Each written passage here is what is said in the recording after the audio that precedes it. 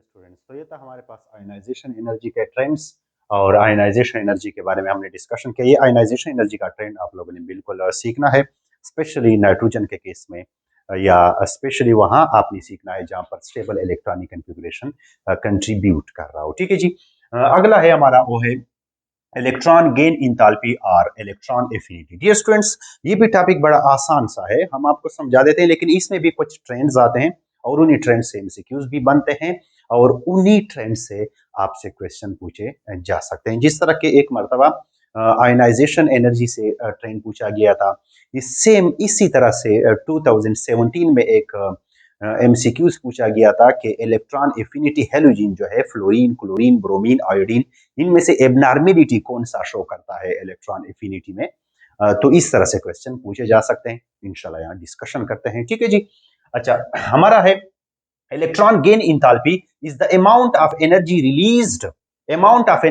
released. It means it is a exothermic process when a neutral isolated gaseous atom accept an electron to form a gaseous ion.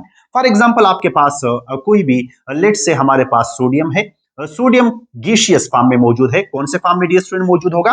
Gaseous form में। इसको हमने एक electron दे दिया। जब ये एक electron लेता है तो इज रिजल्ट ये कुछ एनर्जी रिलीज करता है, और जो एनर्जी रिलीज करेगा डेल्टा एच को हम यहां पर माइनस मान लेते हैं, और जितनी एनर्जी रिलीज कर देगा, ये रिलीज वाली एनर्जी को हम क्या बोलते हैं? इलेक्ट्रॉन एफिनिटी या इलेक्ट्रॉन गेन इंथैल्पी हम इसको बोलते हैं। ठीक है, शर्त है कि गैसियस फॉर्म में होगा। अक्सर स्टूडेंट सवाल करते हैं कि सर ये गैसियस फॉर्म में क्यों होना लाजिम है?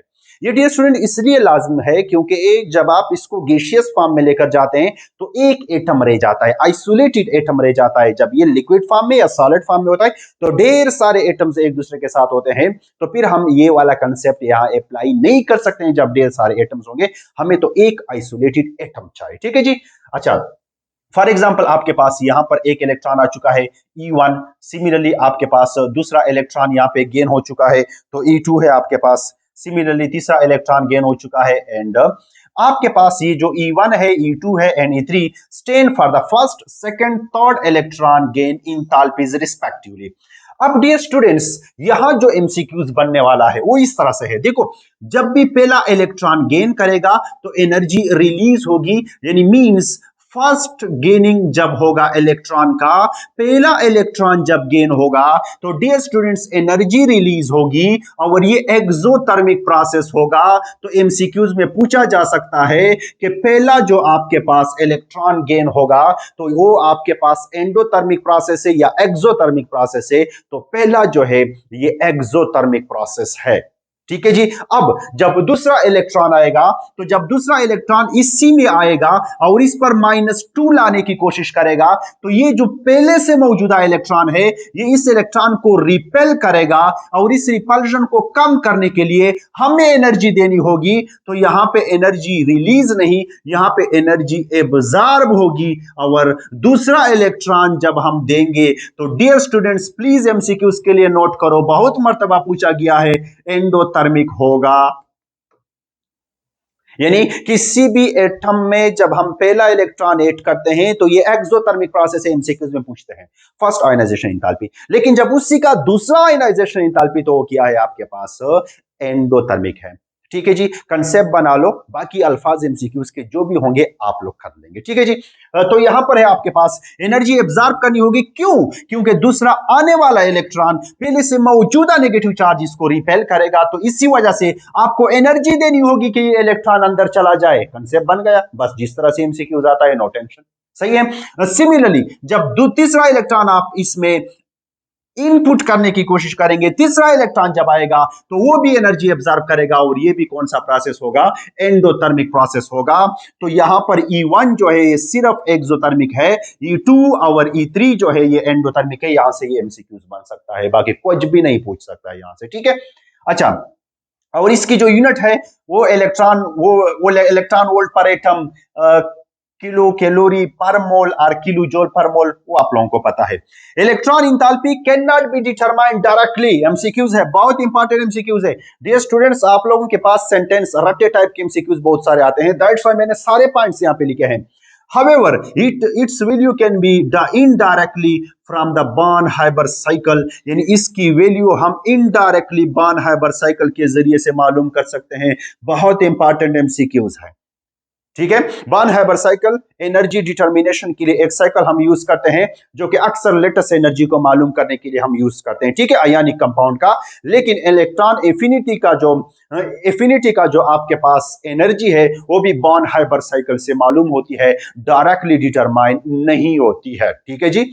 अच्छा, आगे चलते हैं। तो स्टूडेंट्स ये आप लोगों को समझ आ चुका होगा, this is just the introduction. अब हम ट्रेंड्स पढ़ेंगे, पीरियाडिक ट्रेंड्स पढ़ेंगे, ठीक है जी। अच्छा, फैक्टर अफेक्टिंग, सबसे पहले तो फैक्टर अफेक्टिंग पढ़ते हैं इलेक्ट्रॉन एफिनिटी। पहला क्या है, वो है एटॉमिक साइज, यानी अगर आपके पास साइज छोटा है तो न्यूक्लियस करीब है, जब न्यूक्लियस करीब होगा तो इलेक्ट्रॉन एफिनिटी ज्यादा होगी। अब अगर आपके पास साइज बढ़ गया, जब साइज बड़ा होगा तो न्यूक्लियस दूर होगा तो इलेक्ट्रॉन एफिनिटी कम होगी, ठीक है जी। ये तो साइज के साथ इनवर्स रिलेशन है एमसीक्यूज के लिए, बिल्कुल। अगर सेंटेंस वाइज एमसीक्यूज पूछे तो आपको रट्टा होना चाहिए। अगला है electron affinity is directly proportional to the effective nuclear charge Z effective, या मैं अगर आसान अल्फाज में बोलूं इफेक्टिव, जेड इफेक्टिव को ज्यादा एक्सप्लेन ना करूं, आसान अल्फाज में बोलूं नंबर ऑफ प्रोटॉन या इन्फ्लुएंस ऑफ द न्यूक्लियस।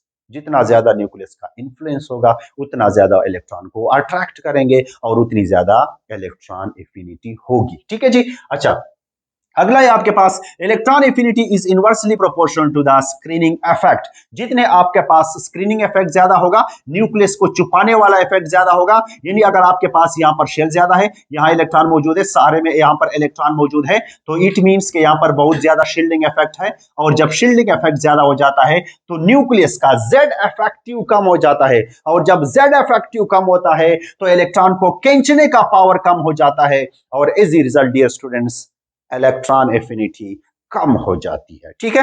अच्छा, अगला है हमारे पास electron affinity is inversely proportional to the stable electronic configuration. Student इससे एमसीक्यूज बनेगा, पीरियोडिक टेबल में समझाऊंगा, इसी से एमसीक्यूज बनेगा। फॉर एग्जांपल आपके पास एक है जिसके आखिरी शेल में p3 इलेक्ट्रॉन है और दूसरे के आखिरी शेल में p4 इलेक्ट्रॉन है। बताइएगा किसकी इलेक्ट्रॉन एफिनिटी ज्यादा होगी इन दो एटम्स में से। ये है एटम ए और ये है एटम जेड। मैं जेड इसलिए लगाता हूं क्योंकि मेरा नाम जीशान है, तो मैं थोड़ा सा वो टाइप का हूं ना, अपने आप को जरा सा वो करता हूं। अच्छा, छोड़े, ये मजाक का हिस्सा है। स्टूडेंट्स, अब आपके पास ए है इसका इलेक्ट्रॉनिक कॉन्फ़िगरेशन आखिरी शेल में p3 इलेक्ट्रॉन है, Z के आखिरी शेल में p4 इलेक्ट्रॉन है। इट मींस कि Z में नंबर ऑफ प्रोटॉन ज्यादा है। अब बताइएगा अगर यहां पर नंबर ऑफ प्रोटॉन 50 है, यहां पर नंबर ऑफ प्रोटॉन 30 है, तो बताइएगा किसको ज्यादा इलेक्ट्रॉन, यानी मतलब कौन ज्यादा इलेक्ट्रॉन अपनी तरफ खींच पाएगा, यानी 50 वाला ज्यादा इलेक्ट्रॉन अपनी तरफ खींच पाएगा क्योंकि इसमें प्रोटॉन ज्यादा है। अब अगर मैं एक और काम करूं कि यहां पर हो जाएंगे प्रोटॉन 50, लेकिन यहां पर हो जाएंगे प्रोटॉन 55। अब आप लोगों का आंसर होगा कि सर ए वाले इलेक्ट्रॉन जो हो, ए वाला का इलेक्ट्रॉन इंफिनिटी ज्यादा होगी क्योंकि यहां पर प्रोटॉन ज्यादा है, लेकिन आंसर नहीं है। नहीं क्यों है? क्योंकि यहां पर इसका इलेक्ट्रॉनिक कॉन्फ़िगरेशन स्टेबल है, इसको इलेक्ट्रॉन नहीं चाहिए। हां, अगर इसके प्रोटॉन की तादाद जेड इफेक्टिव 50 से ज्यादा है, 55 है, इलेक्ट्रॉन को चाहने वाला इफेक्ट ज्यादा है, लेकिन यहां पर एक और फैक्टर है जिसको हम बोलते हैं स्टेबल इलेक्ट्रॉनिक कॉन्फ़िगरेशन, और वो रोक लेता है किस चीज को, इलेक्ट्रॉन के आने को। क्योंकि अगर वो एक इलेक्ट्रॉन एक्सेप्ट करेगा तो फिर वो क्या हो जाएगा, जब एक इलेक्ट्रॉन एक्सेप्ट करेगा तो फिर ये हाफ फील्ड से पार्शियली फिल हो जाएगा और अनस्टेबल इलेक्ट्रॉनिक कॉन्फ़िगरेशन बन जाएगा। दैट्स व्हाई अगर इसमें जितने भी ज्यादा इलेक्ट्रॉन हो, प्रोटॉन हो, लेकिन वो इलेक्ट्रॉन की एफिनिटी कम रखेगा। क्यों? क्योंकि इसका स्टेबल इलेक्ट्रॉनिक कॉन्फ़िगरेशन है, ये अपने इलेक्ट्रॉन स्टेबल इलेक्ट्रॉनिक कॉन्फ़िगरेशन को डिस्टर्ब नहीं होने देगा। समझ आ चुकी है बात? हाँ, इसका मैं और भी प्रैक्टिकली भी पीरियोडिक टेबल में बात करूंगा, एमसीक्यूज बन चुके हैं, बनाए जाते हैं, वहां पर बात करूंगा, ठीक है जी। अच्छा, अगला क्या है हमारे पास, the electron affinity of inert gases is zero. MCQs का पता होना चाहिए क्यों जीरो है जी, क्यों, क्या हुआ? क्योंकि इसका आखिरी शेल कंप्लीट होता है, उसका इलेक्ट्रॉनिक कॉन्फ़िगरेशन ns2np6 होता है, आखिरी शेल में 8 इलेक्ट्रॉन होते हैं, 2 + 6 8 इलेक्ट्रॉन होते हैं। दैट्स व्हाई उसको इलेक्ट्रॉन की कोई जरूरत नहीं होती है। और उसकी इलेक्ट्रॉन एफिनिटी 0 कंसीडर की जाती है। स्टूडेंट्स, एक और ग्रुप भी है, जरा सा आप लोग सोचें, एक और ग्रुप भी है जिसकी इलेक्ट्रॉन एफिनिटी ऑलमोस्ट 0 है, यही से एमसीक्यूज पूछते हैं। और वो ग्रुप कौन सा है? ग्रुप 2। ग्रुप 2 के जो मेटल्स हैं, बेरिलियम, बेरिलियम के आखिरी शेल में 2 इलेक्ट्रॉन है और इसका इलेक्ट्रॉनिक कन्फिग्रेशन स्टेबल है 2s2।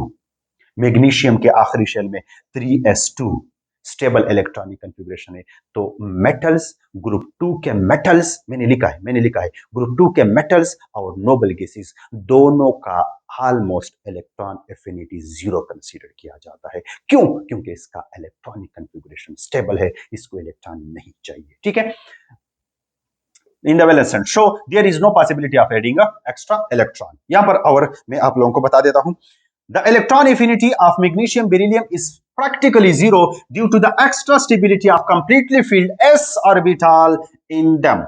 बात हो चुकी है, नोट कर लो जस्ट, और इसको रोजाना रिपीट किया करो, यही से एमसीक्यूज पूछते हैं। ठीक है जी, अगला है, if an atom has the half filled orbital its electron affinity will be very low in a case of fifth. Nitrogen family की बात हो रही है, नाइट्रोजन फैमिली की बात हो रही है। क्यों? नाइट्रोजन का जो पी है उसमें 3 इलेक्ट्रॉन मौजूद है, यानी हाफ फील्ड है, और हाफ फील्ड एक स्टेबल इलेक्ट्रॉनिक कन्फिगरेशन है, तो इसकी इलेक्ट्रॉन एफिनिटी बहुत कम होती है। एमसीक्यूज वो बनाएंगे, मैं आप लोगों को बताऊंगा। ठीक है, एमसीक्यूज आगे आते हैं, चलो आगे चलते हैं। Variation in the value of electron affinity, सही है। अब बस अभी यहां से एमसीक्यूज बनेगा, यहां से प्रैक्टिकली मैं एमसीक्यूज बता देता हूं जो 2017 2018 में डायरेक्टली जो क्वेश्चन पूछे गए हैं।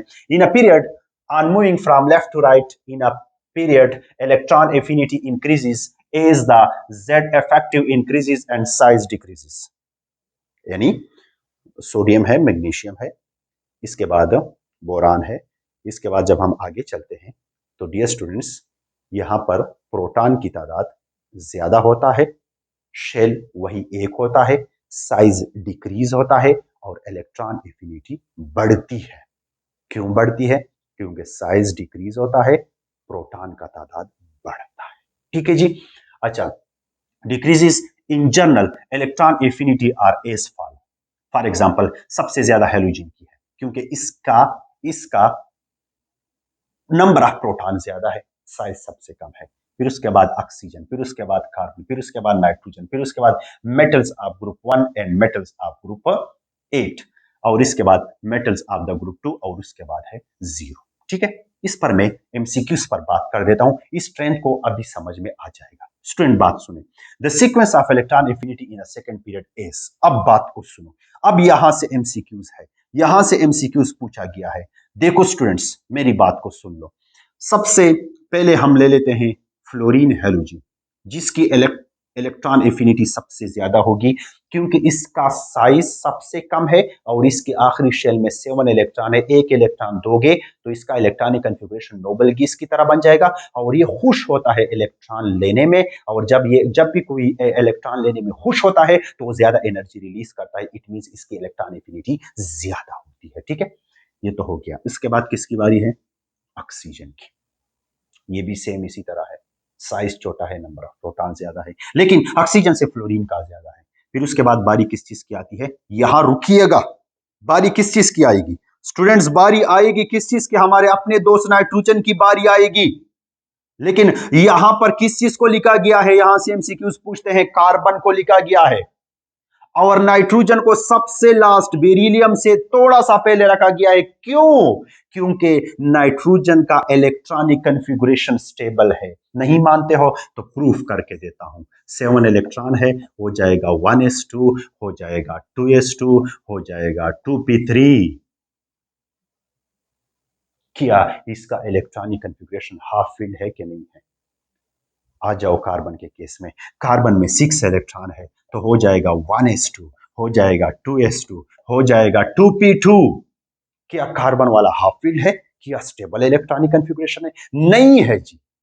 अगर नहीं है तो आप लोग मुझे बता दें कि ज्यादा इलेक्ट्रॉन एफिनिटी कार्बन की होगी या नाइट्रोजन की? नाइट्रोजन को नहीं चाहिए, अगर लेगा तो इसकी इलेक्ट्रॉनिक कन्फिगरेशन अनस्टेबल बन जाएगा। समझ रहे हैं? दैट्स वाई कार्बन को पहले लाया गया है। ये ट्रेंड एमसीक्यूज में बहुत बार आया है, बहुत बार पूछा गया है। या सिंपली वो डायरेक्ट ये पूछते हैं इलेक्ट्रॉन एफिनिटी कार्बन की ज्यादा है या नाइट्रोजन की, तो हम सोचते हैं नाइट्रोजन में नंबर ऑफ प्रोटॉन ज्यादा है तो इलेक्ट्रॉन एफिनिटी नाइट्रोजन की ज्यादा होगी। नहीं जी, जरा सा एक और फैक्टर है जिसका नाम है स्टेबल इलेक्ट्रॉनिक कन्फिगुरेशन, वो भी माइंड में रखना है। ठीक है जी। उसके बाद किस चीज को रखा गया है? बोरान, और बोरान के बाद लिथियम है।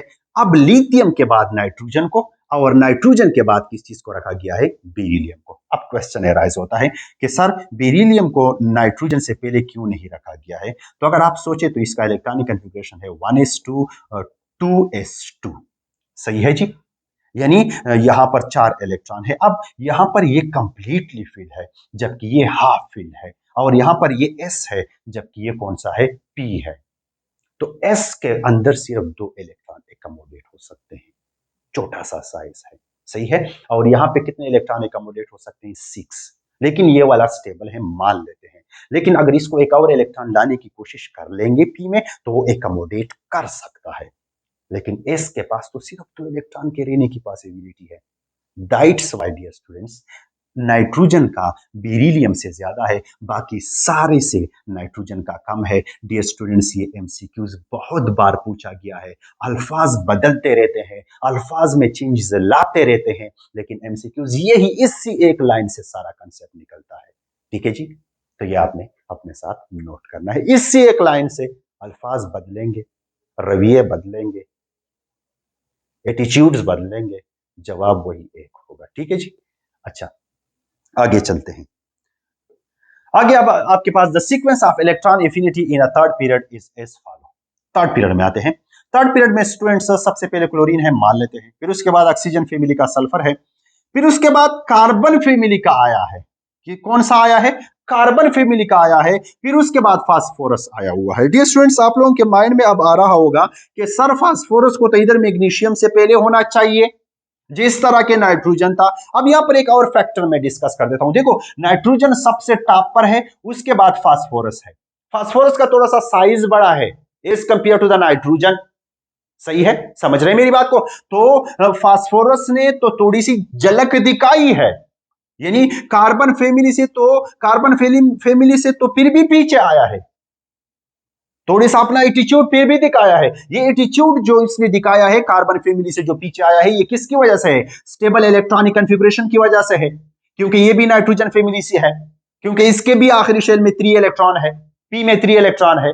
लेकिन ये इतना दूर क्यों नहीं आया है? क्योंकि अब इसका साइज बढ़ चुका है, और अगर साइज बढ़ता है, साइज अगर बढ़ता है तो यहाँ इलेक्ट्रॉन को एकोमोडेट करने की प्रोबेबिलिटी बढ़ जाती है। ये साइज वाला फैक्टर थोड़ा सा ग्रुप में डिस्कस कर देता हूं। ठीक है, सही है। बस तब तक के लिए आप इतना जस्ट इसको रिमाइंड करें कि फास्फोरस के केस में अगर आते हैं तो फास्फोरस थोड़ा सा एटीट्यूड दिखाता है, यानी कार्बन फैमिली को अपने आप से थोड़ा सा आगे लेकर जाता है। बाकी इतना एटीट्यूड नहीं दिखाता है जितना एटीट्यूड नाइट्रोजन ने दिखाया है।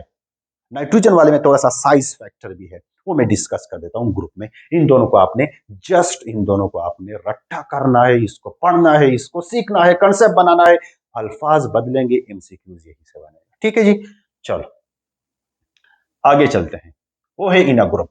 On moving down the group, the electron affinity decrease because Z effective decreases and size increases। सही है। जितना साइज बढ़ेगा, शील्डिंग इफेक्ट बढ़ता है, उतनी इलेक्ट्रॉन एफिनिटी कम होती है। फॉर एग्जांपल आपके पास देखो, ये पहला है, ये उसके बाद दूसरा है, और ये हमारे पास आखिरी है। तो न्यूक्लियस बहुत दूर होता है, तो जेड इफेक्टिव ज्यादा नहीं होता है, क्योंकि दरमियान में शील्डिंग इफेक्ट बहुत ज्यादा आ जाता है। तो इसी वजह से यहाँ इलेक्ट्रॉन एफिनिटी कम होगी, जबकि यहाँ इलेक्ट्रॉन एफिनिटी ज्यादा होगी। न्यूक्लियस इसको ज्यादा अट्रैक्ट करेगा। समझ रहे हैं मेरी बात को?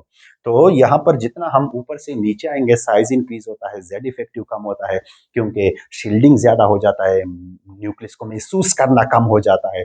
दैट्स व्हाई इलेक्ट्रॉन एफिनिटी क्या होती है? इलेक्ट्रॉन एफिनिटी कम होती है। ठीक है। लेकिन यहाँ भी एक बहुत इंपॉर्टेंट एमसीक्यूज है, अभी मैं देख रहा था एक इंट्री टेस्ट में पूछा गया है वो एमसीक्यूज, वो मैं आप लोगों को बता देता हूँ। ठीक है। Following are the few exceptions to this rule. ये एक्सेप्शन से एमसीक्यूज बनता है। कैसे? फॉर एग्जांपल आपके पास जो इलेक्ट्रॉन एफिनिटी है हेलोजन का, फ्लोरीन की इलेक्ट्रॉन एफिनिटी कम है किस चीज से? क्लोरीन से। होना तो ऐसे चाहिए कि सबसे ज्यादा फ्लोरीन का हो, फिर उसके बाद कम क्लोरीन का हो, फिर उसके बाद कम ब्रोमीन का हो क्योंकि साइज इंक्रीज होता है। लेकिन यहाँ ये आपने एक्सेप्शन को याद रखना है कि फ्लोरीन की कम है क्लोरीन से, कार्बन की कम है सिलिकॉन से, नाइट्रोजन की कम है फास्फोरस से, ऑक्सीजन की कम है सल्फर से। अब स्टूडेंट एक ट्रेंड आपको नजर आ रहा है, हर ग्रुप का पहला जो मेंबर है उसकी इलेक्ट्रॉन एफिनिटी अपने दूसरे मेंबर से कम है। For example oxygen, sulphur, phosphorus, chlorine, bromine, iodine. तो यहां सल्फर की क्लोरीन से कम है, होना चाहिए क्लोरीन का कम। यहां पर ऑक्सीजन की सल्फर से कम है। यानी ये जो ट्रेंड है ये सिर्फ पहले मेंबर में पाया जाता है। ये जो ट्रेंड है ये सिर्फ पहले मेंबर में पाया जाता है, पहले मेंबर में ये ट्रेंड पाया जाता है। क्यों? अब आप मेरी बात को सुनो, क्योंकि पहले मेंबर का साइज बहुत कम होता है, बहुत छोटा साइज होता है। तो छोटे साइज की वजह से इसके पास अपने भी इलेक्ट्रॉन होते हैं। जब बाहर से कोई इलेक्ट्रॉन आता है तो उस इलेक्ट्रॉन को संभाल नहीं पाता है, क्योंकि इलेक्ट्रॉनिक रिपल्जन शुरू हो जाता है, उसके छोटा साइज होता है। दैट्स वाई जब जब जब भी आपके पास इलेक्ट्रॉनिक रिपल्जन शुरू होगा तो डियर स्टूडेंट्स यहां इलेक्ट्रॉन एफिनिटी कम होगी। समझ आ चुकी है मेरे बात आप लोगों को? ठीक है जी। तो ये आप लोगों ने अपने साथ सीखना है, प्लीज इनको आप लोगों ने अपने साथ जरूर नोट करा है। In a case of group two elements the value of electron affinity is less since due to their small size and greater electronic repulsion addition of electron is become a difficult. सही है, difficult. क्यों difficult हो जाता है जी? In a case of the group two elements, ये इनकी बात हो रही है, इनकी बात हो रही है, value of electron affinity is less since due to their small size and greater electronic repulsion addition of electron become difficult। ये ट्रेंड सीखना है।